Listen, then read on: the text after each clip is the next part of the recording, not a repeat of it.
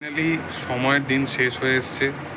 তো ভিডিও শুরু করার আগে দুটো জিনিস বলে রাখতে চাই। প্রথম কথা হচ্ছে ভিডিওটা একটুখানি আলোতে প্রবলেম হতে পারে, আমার ফেস দেখতে একটু প্রবলেম হতে পারে, তার কারণ আমি বাড়িতে নেই।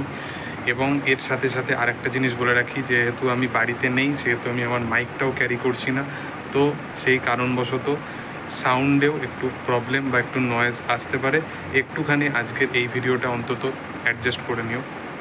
তো প্রথম কথা, আজকে কথা বলবো খাদান নিয়ে। তো মানুষের মধ্যে অ্যান্টিসিপেশান, সময়ের সাপেক্ষ যে বেঁধে রেখেছিল মানুষেরকে দেব এবং তার অডিয়েন্সের মধ্যে, এই যে খাদান বিষয়ে আপডেট জানার ব্যাপারে, সেটা ফাইনালি ফুলফিল হতে চলেছে। এবং খাদানের টিজার 14ই আগস্ট ঠিক বেলা 11টার সময় আসতে চলেছে।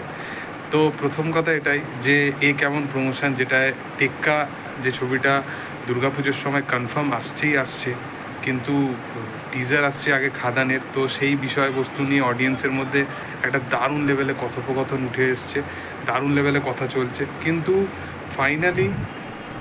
ফাইনালি খাদানের টিজারটা আসছে এবং অডিয়েন্সের মধ্যে অ্যান্টিসিপেশান যেটা ক্রিয়েট হয়েছিল সেটা ফাইনালি ফুলফিল পাচ্ছে। এবং দেব তার যে প্রমোশনাল স্ট্র্যাটেজি সেটা সবার থেকে কেন আলাদা সেটা আজকেই একটা পোস্টের মাধ্যমে সে দেখিয়ে দিল। প্রথম কথা, সে ভ্যাকেশানে গেছে, তার ক্লিপস আসছে, তার মানে একটা করে ঘুরতে যাচ্ছে, সেখানে ছোট ছোট ছবি আসছে এবং দেব রুক্মিণী তার কোয়ালিটি টাইম স্পেন্ড করতে গেছে এবং সেইখানেতে একটা বালির মধ্যে খাদান টিজার 14ই আগস্ট। এবং নিচেতে রুক্মিণীর কমেন্ট যে প্রমোশন করনে কা তরিকা থোড়া ক্যাজুয়াল থা, লিটারেলি খুবই ক্যাজুয়াল। এটাই দেব, মানে তার ইনোভেটিভ ভাবনা চিন্তা, এরকমভাবে মন থেকে করা ভাবনা চিন্তা খুব অডিয়েন্সকে কানেক্ট করতে পারে, যেটার কারণে সে আজকে বাংলার এত বড় সুপারস্টার। এবং যেটা মূল বক্তব্য সেটা হচ্ছে যে দুটো জিনিস, সেটা হচ্ছে খাদানের টিজার 14ই আগস্ট আসতে চলেছে এবং সেকেন্ড, খাদান যে ছবির মূল যেটা মানে প্লট হতে চলেছে বা মূল বিষয়বস্তু হতে চলেছে সেটা হচ্ছে ফ্রেন্ডশিপের ওপর।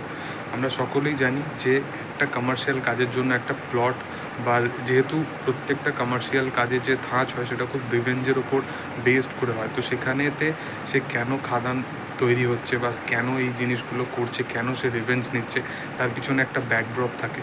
তো এর ব্যাকড্রপ যেটা বোঝা যাচ্ছে সেটা হচ্ছে যে সে ফ্রেন্ডশিপের দরুন রিভেঞ্জ নিচ্ছে। এবং দেব এবং যিশু সেনগুপ্তর যে ফ্রেন্ডশিপটা সেটা এখানে দেখা হবে, যেটা পরবর্তীতে এমন কিছু হয়তো হতে চলেছে যেটার জন্য যিশু অ্যান্টাগনিস্টে পরিণত হচ্ছে। তো এই সমস্ত জিনিস খাদানেতে হতে চলেছে আগামী দিনে, দেখার যে কী হয়। এবং টিজারটা 14ই আগস্ট দেবের খাদানের টিজার এবং 15ই আগস্ট দেবের টেক্কার টিজার। তো বিশাল বাবাল হতে চলেছে। এবং এই বছরের প্রথম ছবি দেবের এখনও অবধি আসেনি। তো বুঝতেই পারছো অডিয়েন্স তার জন্য পাগল হয়ে আছে।